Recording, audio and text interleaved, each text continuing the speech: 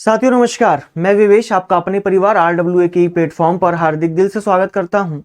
आशा करता हूं साथियों आप लोग बहुत अच्छे होंगे और निरंतर तरीके से अपनी तैयारी कर रहे होंगे ताकि जब भी आपका एग्जाम हो आपकी एक सीट सुनिश्चित हो जाए।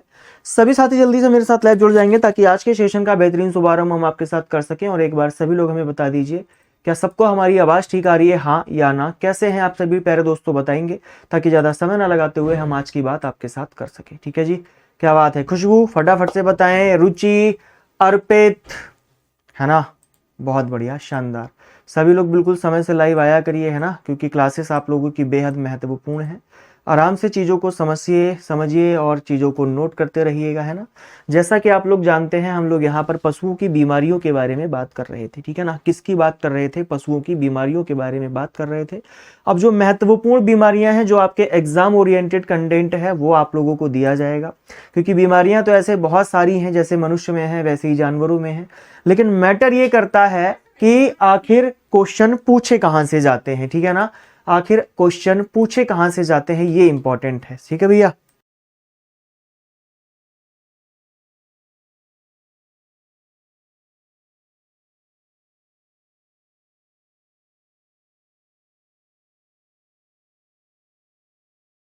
हाँ जी भाई, बताएं कैसे हैं हम? बढ़िया हैं, आप लोग कैसे हैं ये बताओ, है ना। आप लोग कैसे हैं ये बताइए। चलिए, हम लोग कुछ महत्वपूर्ण बातें जो कर रहे थे उसी को आगे बढ़ाते हैं। कल हमने आपसे कहा था कि पैतृक रोग क्या होते हैं, किसे किसे याद है ये सब, जरा बताओ मुझे। पैतृक रोग कौन से होते हैं? तो आप कहेंगे सर अगर हम पैतृक रोगों की बात करें तो जो रोग माता पिता से संतान में आते हैं, जैसे कि मिर्गी और हीमोफीलिया, है ना, आप कहेंगे सर वो रोग होते हैं पैतृक रोग। अगर हम आपसे पूछें एक रोग है जिसका नाम है क्षय रोग, वो किस में आता है आपको पता है? क्षय रोग, आप कहेंगे सर वो जन्मजात में आ जाता है, ठीक है। किस में आ जाता है? जन्म जात में आ जाता है, इस बात को याद रखिएगा। उसके बाद में हमने क्या किया था, कुछ महत्वपूर्ण बीमारियों की चर्चा करने के साथ साथ में हमने आपको बताया था, यहीं से स्टार्ट किया था कि अगर हम बीमारियों की बात करें तो बीमारी में तो घाव भी आ जाता है। मान के चलिए अगर कोई रगड़ लग जाती है किसी जानवर को तो क्या आ जाता है? उसके घाव बन जाता है। वही प्यारे दोस्तों, इस प्रकार के घाव आप देख सकते हैं। अब अगर आपसे पूछा जाए घाव होते कौन कौन से हैं, देखो एक घाव तो होता है खरोच वाला, हमने आपको बताया था। पीडीएफ से ज्यादा नहीं पढ़ाऊंगा, परेशान मत हो, थोड़ा सा सबर रखिएगा, ठीक है ना, चीजों को सीखिए। देखिए प्यारे दोस्त, अगर हम बात करें तो खरोच से भी क्या हो जाता है, मान के चलो कोई आपने अपने खेत की खेतबंदी की, खेतबंदी का मतलब समझते हो, कोई भी जानवर आपके खेत में लगी फसल को ना खा ले, इसलिए आपने क्या किया, लोहे के तारों को बांध दिया, और वो तार से क्या हुआ, जानवर साथ पास में गया और उसके एक क्या लग गया, रगड़ लग गई, तो उसके जख्म हो जाएगा प्यारे दोस्त, वो घाव का ही रूप ले लेगा। तो प्यारे दोस्तों, किसी भी वस्तु से रगड़ खाने, टकराने या फिर कटीली झाड़ियों से लग जाता है और ये बहुत दर्द युक्त होता है। इसका उपचार आप लाल दवा से कर सकते हैं या फिर टिंचर आयोडीन का प्रयोग करेंगे। फिनाइल को भी आप फिनाइल डाल के उसकी सफाई भी करते हैं, ठीक है ना। बात समझ में आ गई? फटाफट से ये बताओ। है भाई, देखिए एक घाव तो ये होता है और दूसरे घाव कौन से होते हैं ये आपको बताना चाहेंगे भैया। एक होता है पुराना घाव, ठीक है ना। पुराना घाव का मतलब समझते हो, तेज हवा का ताजे घाव का सही उपचार ना होने से क्या होता है, घाव सड़ने लगता है। देखिए इसके यहाँ पर ये घाव है, कहां पर है घाव इसका है, और वो क्या होते हैं भैया, सड़ने शुरू हो जाते हैं। घाव क्या होते हैं, सड़ने शुरू हो जाते हैं, उनमें सूड़ियां तक पड़ जाती हैं। बात समझ में आ रही है? और अगर हम पुराने घाव की बात करें तो इनमें मवाद आना शुरू होता है, गंदगी आनी शुरू। देखो दिखाना भी जरूरी है आप लोगों को, है ना। मवाद आना भी इसमें शुरू हो जाता है। क्या इसके लिए हम लाल दवा का प्रयोग कर सकते हैं? तो हाँ, इसके लिए हम क्या कर सकते हैं, लाल दवा का प्रयोग कर सकते हैं, याद रख लीजिएगा। चलिए अगली बात करते हैं प्यारे दोस्तों। पशुओं में आ जाती है मोच। मोच जानते हो आप? मोच, देखिए अगर उनके हाथ पैर गड्ढे में पड़ जाएं, यानी कि पशु के फिसलने और कूदने से, क्या लिखेंगे, पशु के फिसलने से एवं कूदने से। भाई अगर पशु फिसल गया तो भी उसके, है ना, चोट लगेगी। चोट कैसी लगेगी, खुली भी हो सकती है। मान के चलो अगर पशु फिसला और कोई नुकीली चीज थी उसके जो बॉडी में लग जाएगी तो वहां से ब्लड आना भी शुरू हो जाएगा। तो मेरे प्यारे दोस्त एक बात और समझिएगा, देखिए साधारणतः शरीर के जोड़ों यानी कि जो जोड़े नहीं होते हैं, ये देखो जोड़ है ना, यहां पर क्या होती है, कोई चोट अगर लग जाए तो वहां पर स्वेलिंग आ जाती है, तो इसे क्या बोलते हैं, मोच बोल देते हैं। और इसका उपचार कैसे किया जाता है पशुओं में, समझिएगा। अगर पशु के मोच लग जाए तो आप मोच का उपचार कैसे करेंगे समझने की कोशिश करिएगा। प्यारे दोस्तों, मोच अगर ताजी है, ठीक है ना, तो आप गर्म या ठंडा पानी डालकर उसे बर्फ से सेक सकते हैं, ठीक है ना। अगर ताजी है तो आप क्या कर सकते हैं, उसकी सिकाई कर सकते हैं, ठीक है ना। इस बात को ही याद रखिएगा बस। पुरानी मोच अगर है तो आप बोरिक एसिड में गुनगुने पानी, मतलब गुनगुने पानी में बोरिक एसिड को मिलाइए और क्या कर दी, सिकाई कर दीजिएगा। अगर पुरानी है, आप लोगों को कितनी सारी चीजें सीखने को मिल जाएंगी यहां से। पानी में क्या डालेंगे आप, बोरिक एसिड डालकर सिकाई करें।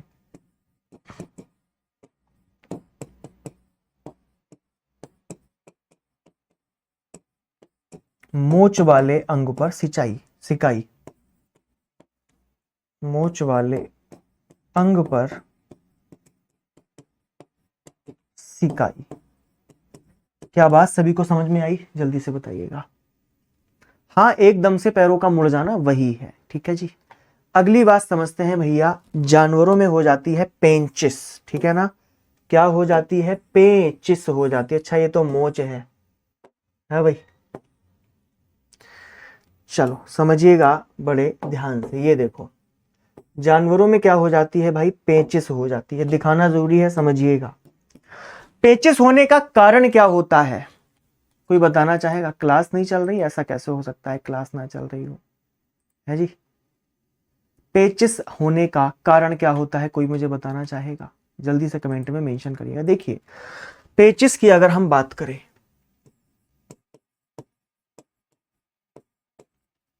समझिएगा बड़े ध्यान से प्यारे दोस्त, इसे हम खूनी दस्त या फिर लाल पेचिस भी कह सकते हैं। इसे क्या कहा जाता है, लाल पेचिस भी कहते हैं, और खूनी दस्त भी इसे कहा जाता है। क्या कहा जाता है, खूनी दस्त भी इसे कहा जाता है। इस बार मैं जो आपके लिए सैटरडे को सेशन लेकर आऊंगा ना, उसमें आपको पशुओं की बीमारी से जो आए हुए क्वेश्चन हैं वो सारे के सारे वहीं पर करवा दूंगा, ठीक है ना। याद रखिएगा, इसका जो कारक होता है वो प्रोटोजोआ होता है। किसके कारण होता है, कारक इसका जो होता है वो प्रोटोजोआ होता है, प्रोटोजोआ। बहुत इंपॉर्टेंट क्वेश्चन है, कारक इसका याद रखिएगा, स्टार लगाकर नोट कर लीजिएगा। देखिए गर्मी ऋतु में ये ज्यादा होता है, गर्मी ऋतु में अत्याधिक होती है ये दिक्कत। उसके गोबर के साथ साथ क्या होगा, ब्लड आना भी शुरू हो जाता है। क्या बात सभी को समझ में आई है।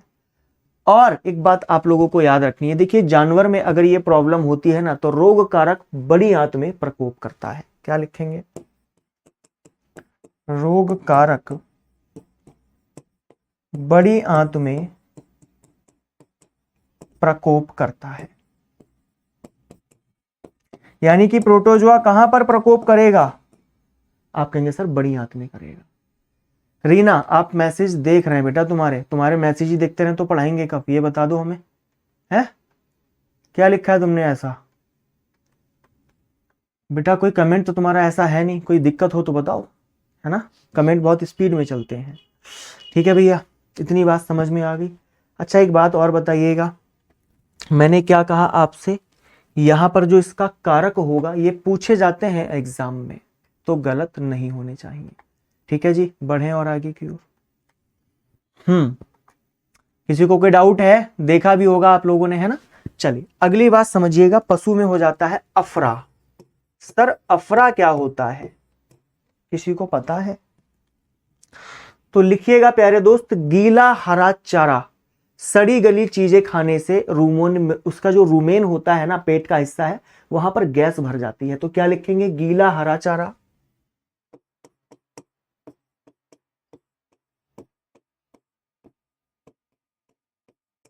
और क्या होगा, सड़ी गली चीजें अगर उसने खा ली, गली चीजें खा ली, गली चीजें खा लेने से पता है क्या होगा, उसके रूमेन में गैस भर जाती है। पशु के रूमेन में क्या भर जाएगी, गैस भर जाती है।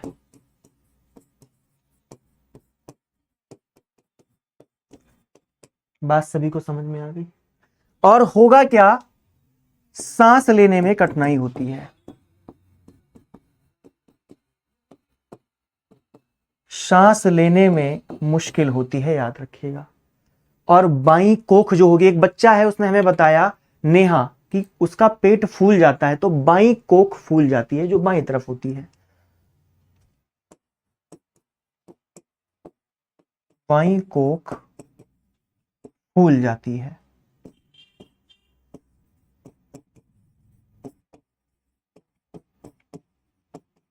भाई। बात समझ पाए सभी साथी, जल्दी से बताओ।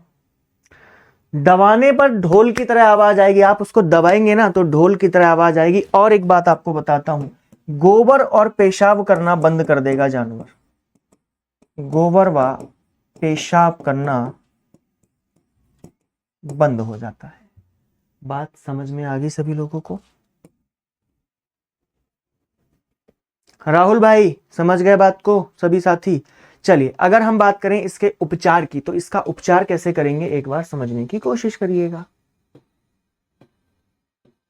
है भाई, देखिए इसके उपचार करने के लिए आप क्या करेंगे, आप हींग का इस्तेमाल कर सकते हैं, ठीक है ना।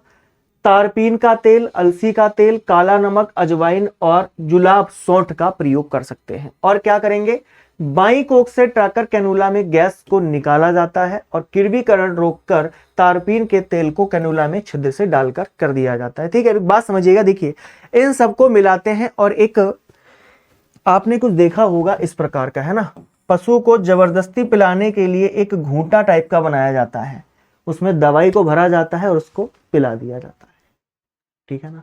इसकी एक दवाई है जिसको हम बोलते हैं लाइकोपोडियम, ठीक है ना, लिखा भी होगा। तो लाइकोपोडियम एक दवा है, आपसे पूछा जाएगा लाइकोपोडियम दवा पशु की किस बीमारी में दी जाती है, तो आपका आंसर क्या हो जाएगा, आप कहेंगे सर अफरा में दी जाती है। ठीक है, क्या याद रख पाएंगे सभी लोग इस बात को, जल्दी से बताओ। हाँ भाई, चलिए अगली बात लिखिएगा अतिसार।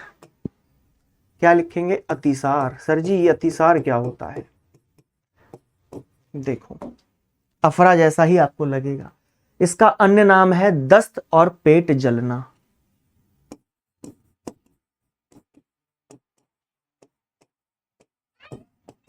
दस्त और पेट जलना, समझ रहे हैं, पेट में जलन होती है। आप अगर ज्यादा चाय पी लेंगे आपके पेट में जलन होना शुरू हो जाएगी, है भाई। सर ऐसा होता क्यों है, इसका कारण क्या है, तो कारण समझिएगा प्यारे दोस्त। देखिए सबसे पहला कारण तो यह है कि आपने बहुत ज्यादा सूखे चारे के बाद उसको कच्चा चारा खिला दिया। सूखा चारा अधिक खिलाना,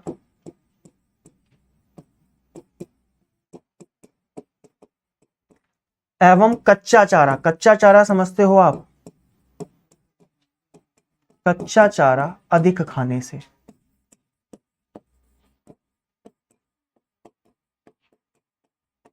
ठीक है जी, एक बात और आपको याद रखनी है, जानते हो क्या, अगर खराब चारा खा लिया तो भैया खराब चारा खाने से भी ये प्रॉब्लम होना शुरू हो जाती है। अगर पानी खराब पी लिया तो भी ये दिक्कत होगी, याद रखिएगा, पेट में जलन होना शुरू हो जाती है। खराब दाना व खराब पानी,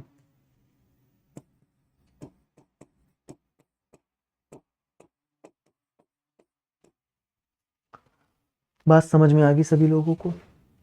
सर एक बात बताइए ना, इसके लक्षण क्या होते हैं? कारण तो आपने हमें बता दिए, इसके लक्षण देखिएगा। अगर अतिसार होता है ना प्यारे दोस्त किसी भी जानवर को, तो होता क्या है, पानी की तरह पतला गोबर आता है। कैसा आता है? पानी की तरह पतला गोबर।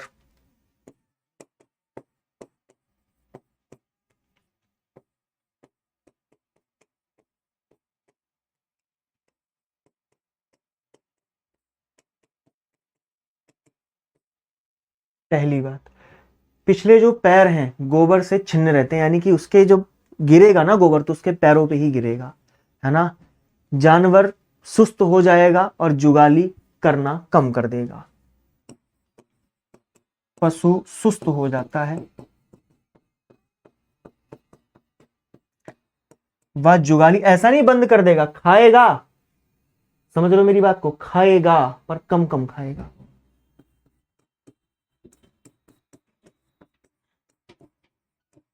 वह जुगाली करना कम कर देता। बात सभी को समझ में आ गई भैया। अतिसार को हम डायरिया बोलते हैं, याद रखिएगा। किसी बच्चे ने इस बात को बताया नहीं अभी तक। इसी को क्या बोला जाता है?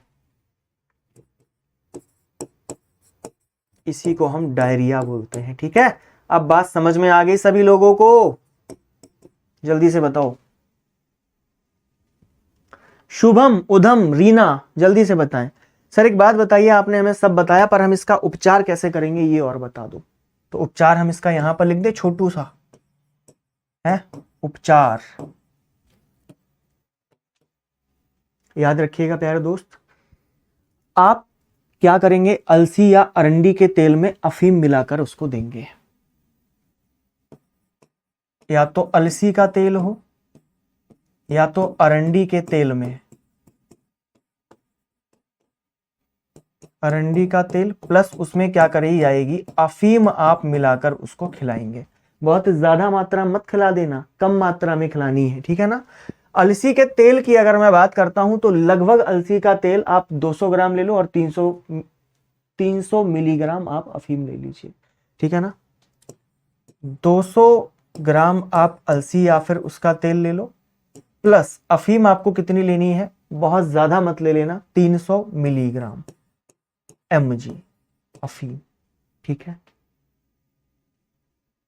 अगली बात करें, समझ गए? अरे वाह। एक बात आपको और बताना चाहूंगा, एक दवाई भी आती है जिसका नाम है पोडाफाइम, ठीक है ना। तो आप पोडाफाइम का भी प्रयोग कर सकते हैं,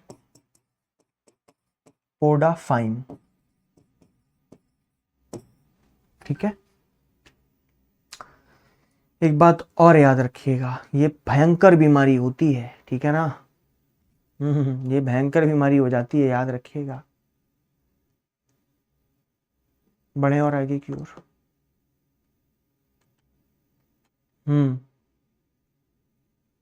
ठीक है। हाँ जी, अफीम हमारे तो घर में खाना मना है, अफीम है बेटा, सबके ही घर में खाना मना होता है, अफीम तुम्हारे घर में क्या, है ना। अगली बात लिखिएगा खुजली, ठीक है ना। क्या लिखेंगे? खुजली। खुजली है इसमें? नहीं है भाई, खुजली, खुजली। चलो एक बार खुजली को देखो यहां से, है ना। अगर हम खुजली की बात करते हैं तो खुजली कुछ महत्वपूर्ण कारणों से होता है ना। स्पोरोपोटाई कम्युनिस्टिस से हो जाता है ना। डीमोडेक्स से हो जाता है। ये कारण है, आप लोग इनको एक बार जरूर याद रख लीजिएगा, है ना। सर्कोपेटस एस्कीबिया से कम बीमारी फैलती है परंतु बहुत ज्यादा खतरनाक होती है, याद रखिएगा। अरे सबके घर में अफीम खाना मना है मेरे भाई, याद रखिएगा। अच्छा एक बात बताइएगा, जब खुजली होगी तो खुजली के जो लक्षण आपको दिखाई देंगे वो कौन कौन से लक्षण दिखाई देंगे, यहां पर लिखिएगा, याद रखिएगा। होता क्या है, पशु किसी दीवार या पेड़ से खुजलाना शुरू कर देता। अपने हाथ को तो ले नहीं जाएगा ऐसे खुजलाने, तो क्या लिखेंगे, दीवार या, भैया अब दीवार के पास ही जाएगा वो, है और किसके पास जाएगा, दीवार या पेड़ से खुजलाना शुरू कर देता है।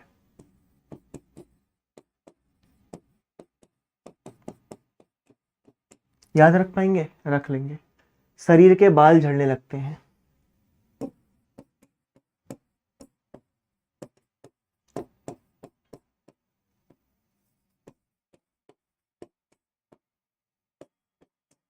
आपके भी शरीर में अगर खुजली हो जाए सर में तो बाल झड़ना बहुत जल्दी शुरू होता है। तुजली जो खुजली वाली त्वचा है ना वो मोटी होकर काली पड़ जाती है।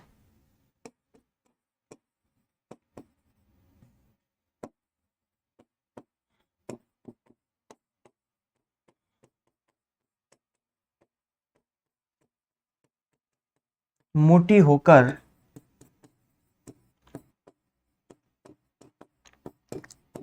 काली पड़ जाती है। ठीक है जी, याद रख पाएंगे?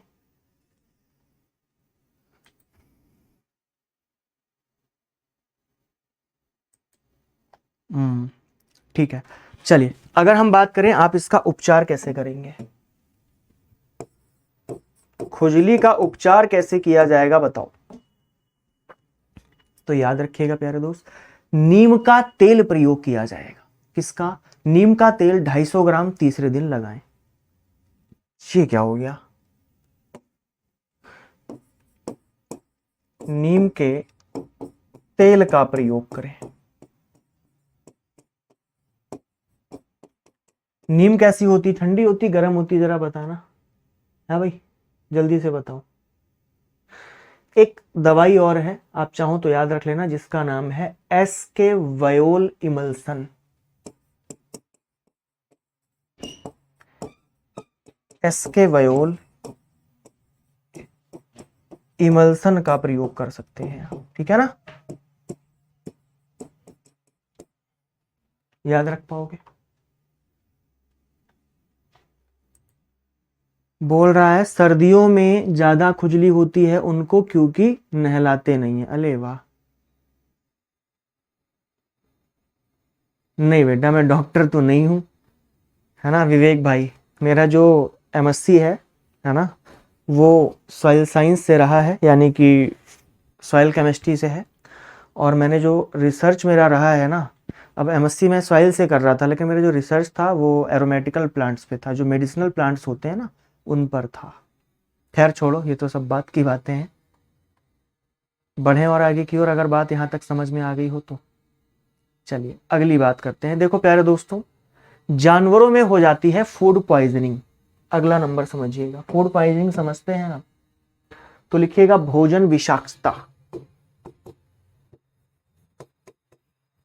भोजन विषाक्तता इंग्लिश में जरूर याद रख लीजिएगा, है ना, क्योंकि कंफ्यूजन नहीं होना चाहिए। देखो, फूड पॉइजन जैसे हम लोगों को होता है ना, वैसे ही होता है। एक बात और बताइएगा, फूड पॉइजन में आपको कैसा लगता है, आपको क्या क्या दिक्कतें होती हैं, ये बताओ बताओ। तो आप कहेंगे सर जी होता क्या है, अगर हमने जो खाना खाया और उस खाने में कोई हानिकारक पदार्थ खा लिया, तब हमें यह दिक्कत हो जाती है। तो लिखिएगा छोटी सी लाइन, क्या लिखेंगे? आहार में कुछ हानिकारक पदार्थ द्वारा, आहार में कुछ हानिकारक पदार्थ के द्वारा।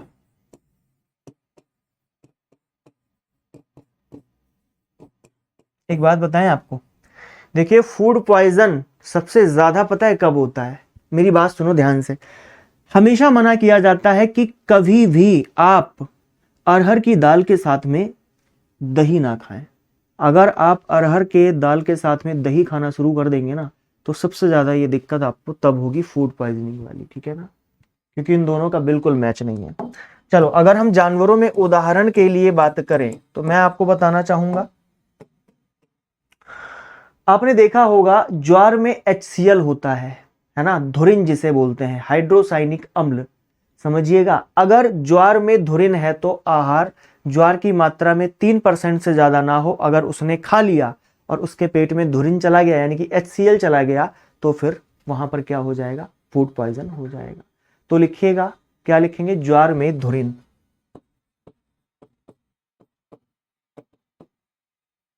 धुरिन को HCl बोलते हैं। क्या बोलते हैं? HCl। आप चाहो तो फुल फॉर्म भी लिख लो, हाइड्रोसाइनिक अम्ल। क्या लिखेंगे?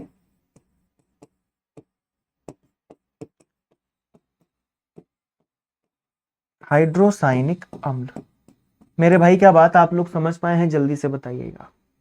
एक बात और याद रखिएगा, एक उदाहरण मैं आपको और दूं। बेटा, मुर्गियों में एक दिक्कत हो जाती है जिसे हम बोलते हैं गोसीपोल, ठीक है ना। ये तो हो गया पहला। दूसरा लिखिएगा गोसीपोल। सर जी गोसीपोल क्या होता है? चलो मैं आपको बताता हूं गोसीपोल। देखिए, हम क्या करते हैं, मुर्गियों को खली खिला देते हैं बिनौले की, ठीक है ना, बिनौला जो होता है उसकी खली खिला देते हैं। अगर उसने खली खा ली और उसमें क्या होगा, हानिकारक मात्रा होती है उसमें, एरोमेटिक एल्डिहाइड होता है, ठीक है ना, जैसे बिनौले में एल्डिहाइड, इतनी बात लिख लो, बिनौले में एल्डिहाइड, तब क्या हो जाएगा, उसे फूड पॉइजन हो जाता है। बहुत इंपॉर्टेंट है, गलत मत करके आइएगा, ठीक है। बात सभी को समझ में आ गई। एक बात आपको और बताना चाहूंगा, एफ्लाटॉक्सिन जो कि मूंगफली में होता है, तो मूंगफली की खली में एफ्लाटॉक्सिन होता है जो, है ना, पशु के शरीर में अगर पहुंच जाएगा तो बहुत ज्यादा नुकसान कर देता है, ठीक है, याद रख लेना, भूल मत जाना। चलिए अगली बात करें। हाँ भाई, विक्रमजीत, विक्रमजीत जी ने बताया है, बहुत बढ़िया, शानदार, जबरदस्त। अगली बात करते हैं भैया, कॉन्स्टिपेशन कितने लोगों को होता है, कब्ज कितने लोगों को हो जाती है, पता है? चलिए बताइएगा। कब्ज, पेट से संबंधित बात करते हैं पहले सारी की सारी। कब्ज, तुम्हें हुई है कभी कब्ज? जल्दी से बताओ। तो आप कहेंगे सर कब्ज जो होता है ना, इसका कारण होता है सूखा चारा अगर काफी समय तक दिया जाए। लिखिएगा इसका कारण, सूखा चारा खिलाने के बाद देर तक पानी ना देना। देर तक अगर आपने पानी नहीं दिया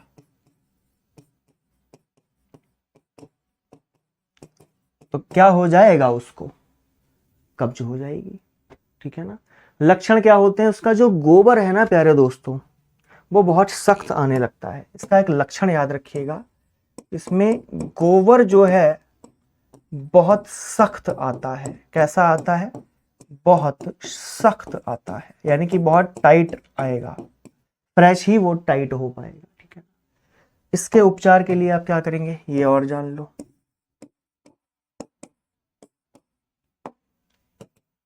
इसके उपचार के लिए क्या करोगे, किसकी बात हो रही है, कब्ज की। देखो आप एक काम कर सकते हैं, एक दवाई आती है एल्यूमिना, ठीक है ना, किसकी दवाई, एल्यूमिना। आप एल्यूमिना का प्रयोग कर सकते हैं, और कब्ज के लिए और क्या कर सकते हो आप, अरंडी और अलसी के तेल का भी प्रयोग कर सकते हो। अरंडी, अलसी और तिल के तेल का प्रयोग।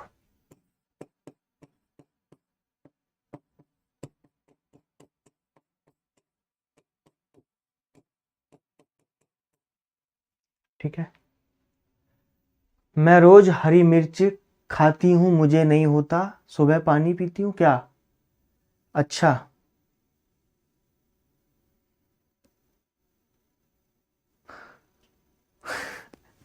सही है, बहुत बढ़िया। बोल रहा है मीठा सोडा।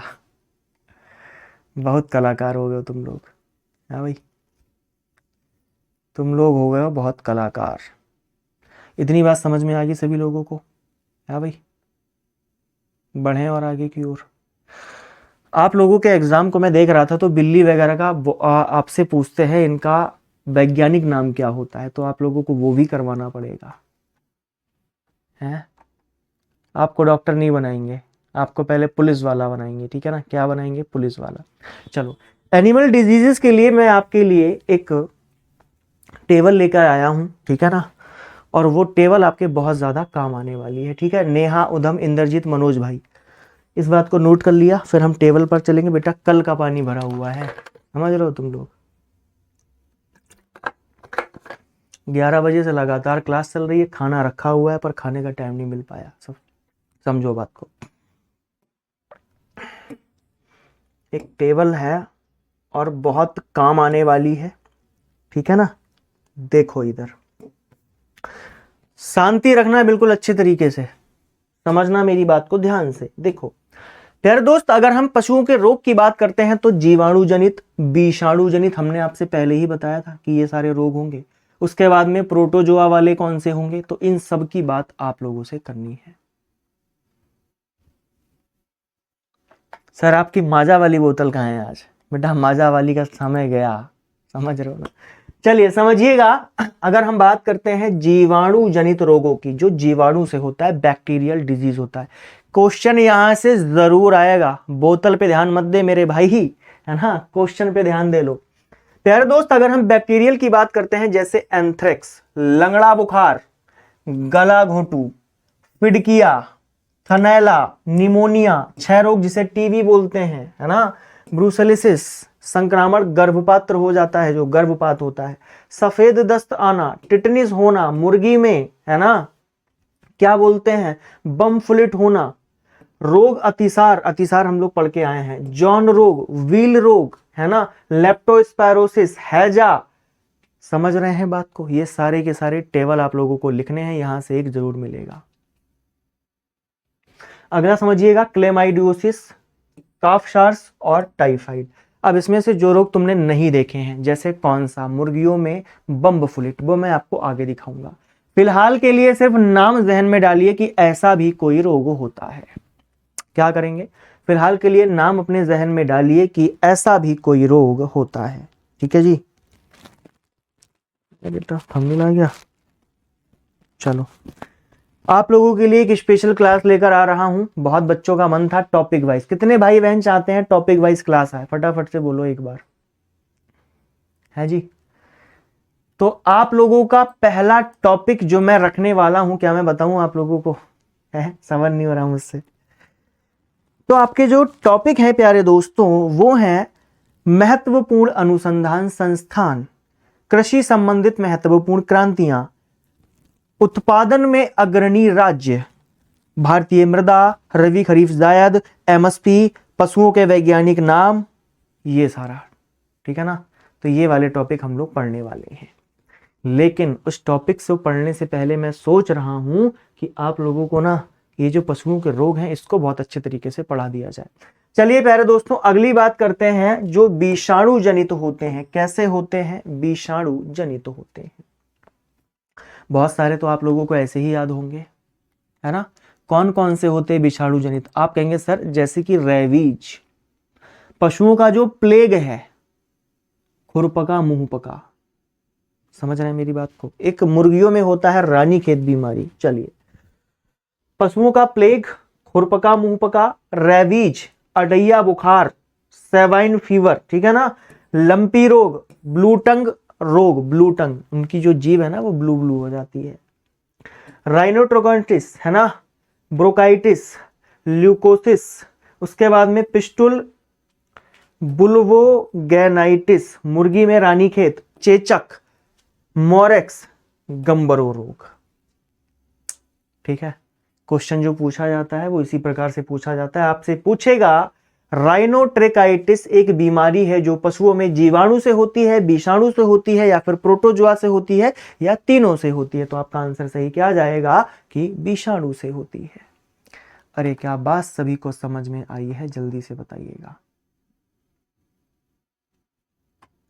हाँ भाई, चलिए अगली बात करते हैं, परजीवी या फिर प्रोटोजोआ रोग। ये पीडीएफ आपको इंग्लिश में भी चाहिए होगी ना? है भाई, ठीक है, पीडीएफ आपको इंग्लिश में मिल जाएगी। क्या लिखेंगे? परजीवी प्रोटोजोआ रोग।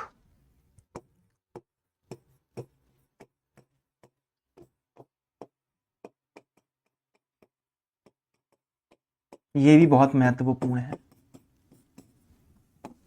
देखो जरा, अगर हम इनकी बात करें तो याद रखिएगा प्यारे दोस्तों, इनको कुछ महत्वपूर्ण प्रकार से देखा जाता है। एक होते हैं बाह्य परजीवी और एक होते हैं अंतः परजीवी। समझिएगा बहुत ध्यान से।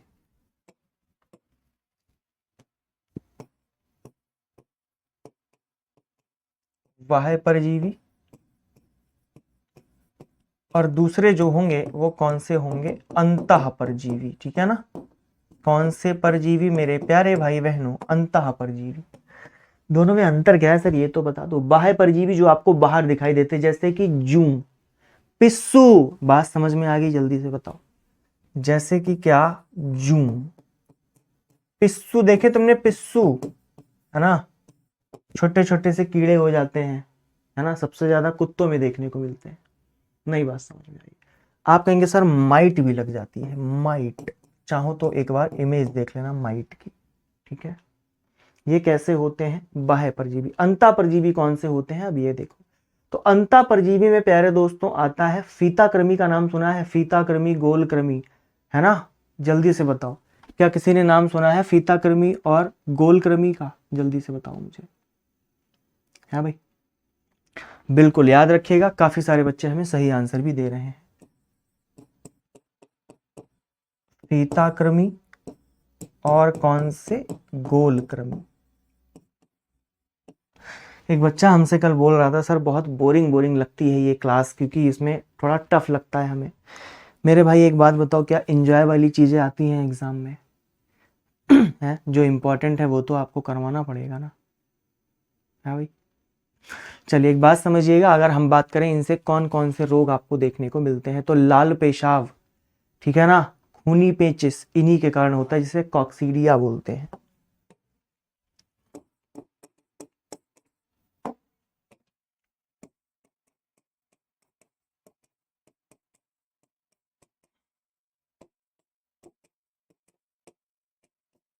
खूनी पेचिस, पेचिस में खून आना शुरू हो जाएगा।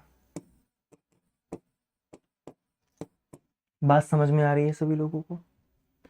हाँ भाई, जल्दी से बताओ मुझे।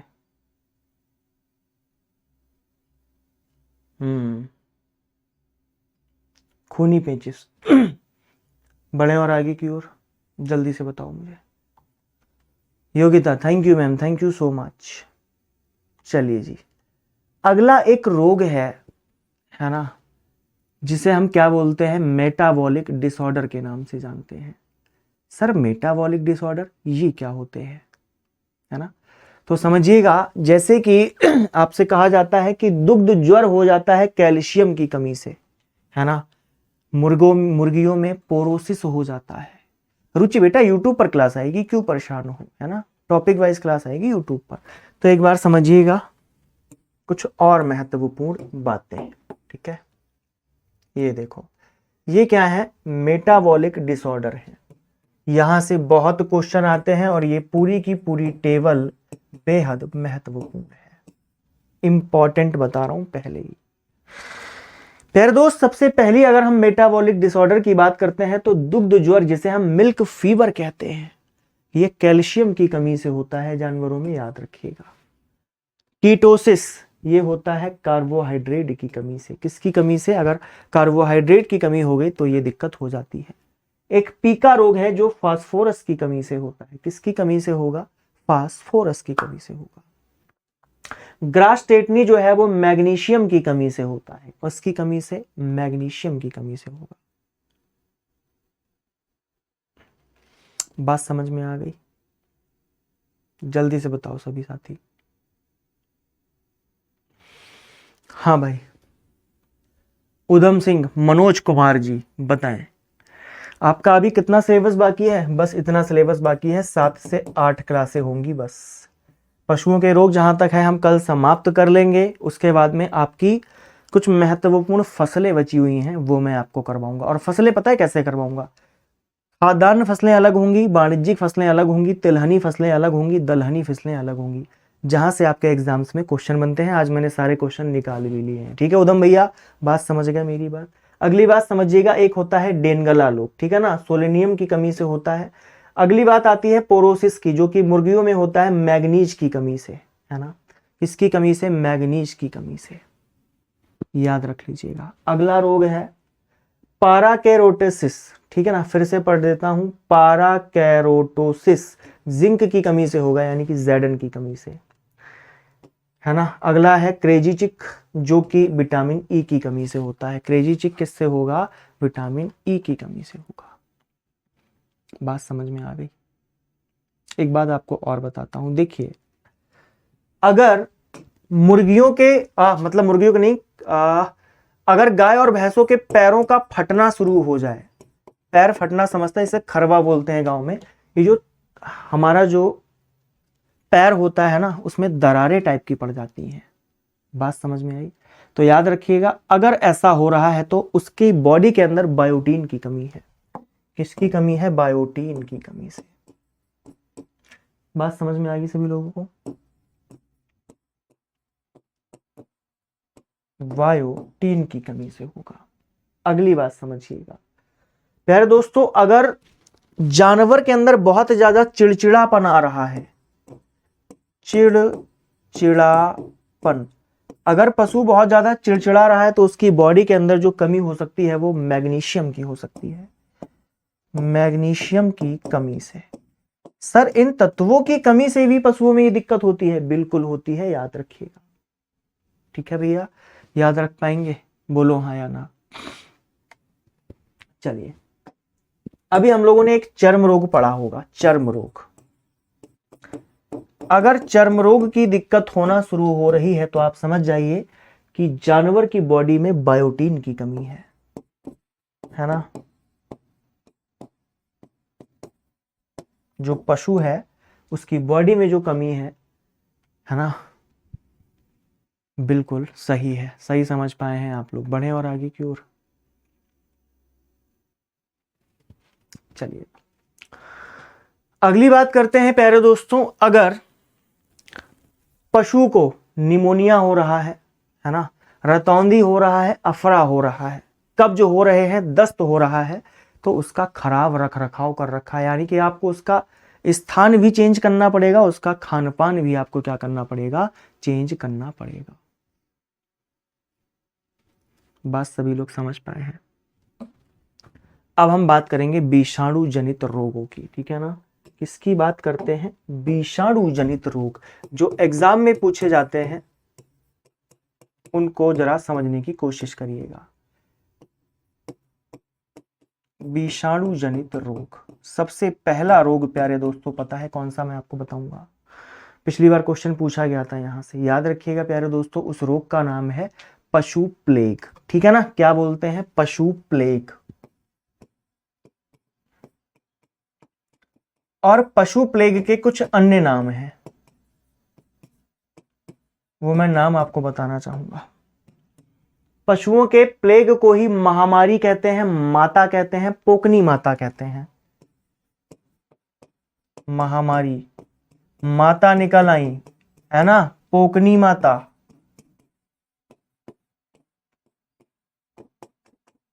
और बताओ, और भी नाम है? आप कहेंगे सर शीतला माता भी कहते हैं, बसंतु कहते हैं।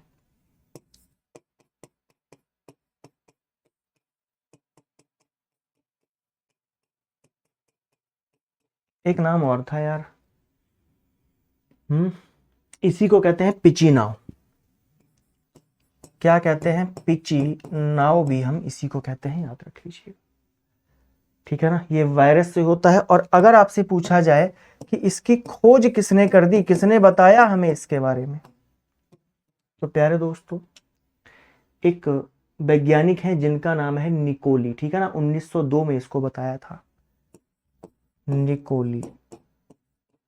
और निकोली जी ने कब बताया? 1902 में बताया था, याद रख लीजिएगा। बढ़े और आगे की ओर। इससे अंग कौन सा प्रभावित होता है पता है आपको?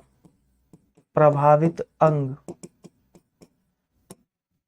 तो प्यारे दोस्तों उसकी जो आहार नाल होती है ना, उस पे छाले निकल आते हैं।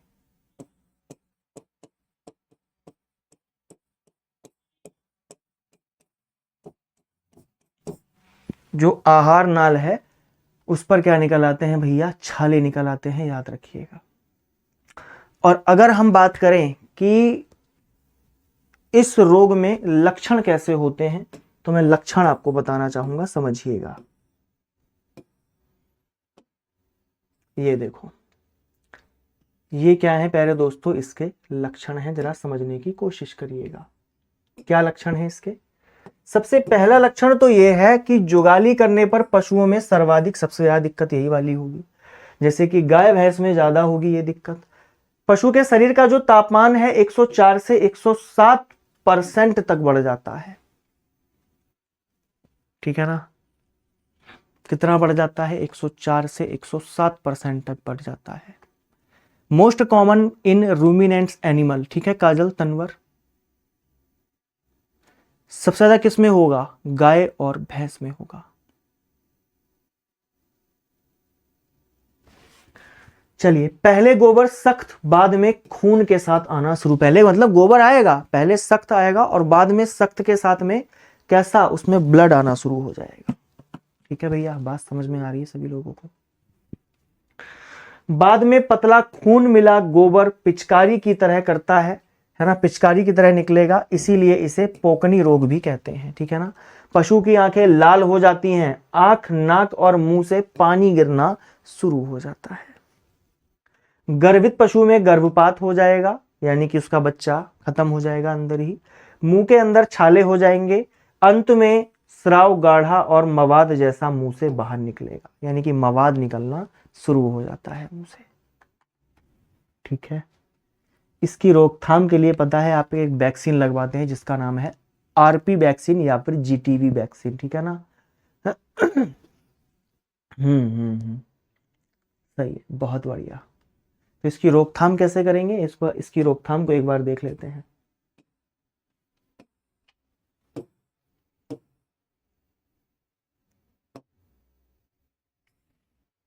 चलो देखो, इसकी रोकथाम ये है। देखिए, इसकी रोकथाम के लिए आप आरपी वैक्सीन का प्रयोग करेंगे जून माह में 3 वर्ष में एक बार। 3 वर्ष में एक बार आपको ये लगवा देनी है। ठीक है। अगली बात, जीटीवी वैक्सीन का प्रयोग कर सकते हैं गोट टिश्यू वायरस वैक्सीन के नाम से जानते हैं, जनवरी फरवरी में इसका प्रयोग करते हैं। भारत में इसका प्रयोग किया जाता है। निर्माण इसका IVRI Indian veterinary research institute में एडवर्ड के द्वारा किया गया। और याद रखिएगा प्यारे दोस्तों, ये 7 वर्ष तक प्रतिरक्षा दे देता है। कितनी रक्षा देगा? 7 वर्ष तक प्रतिरक्षा दे देता है। इस बात को सभी लोग क्या करिएगा, याद रख लीजिएगा। ठीक है। बात समझ में आ गई सभी लोगों को? जल्दी से बताओ। है भाई? तो इसका उपचार आप कैसे करेंगे पता चल गया आप लोगों को? ठीक है जी काजल, बिल्कुल कर देंगे। ठीक है, परेशान मत हो।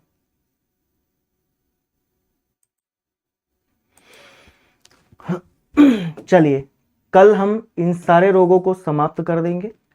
ठीक है ना। कल से आपका ये टॉपिक समाप्त हो जाएगा, फिर हम फसलों पर आ जाएंगे और फसलों की मुश्किल से 5 से 6 क्लासें होंगी, वहां पर आपको कवर करवा दिया जाएगा। ठीक है प्यारे दोस्तों, तो आज के लिए फिर हम लोग इतना ही रखते हैं। आज की क्लास कैसी लगी है सभी लोग हमें कमेंट बॉक्स में जरूर मेंशन करिएगा, कहाँ पर? आपके टेलीग्राम ग्रुप में। ठीक है। काजल, प्रिया, सभी लोग बात को समझ गए हैं। तो आज के लिए फिर इतना ही रखें। कल मुलाकात करते हैं आपसे इसी समय पर नई उम्मीद नए जोश के साथ। और क्लास कैसी लगी है जरूर बताइएगा। ठीक है प्यारे दोस्तों, नमस्कार, जय हिंद, जय भारत।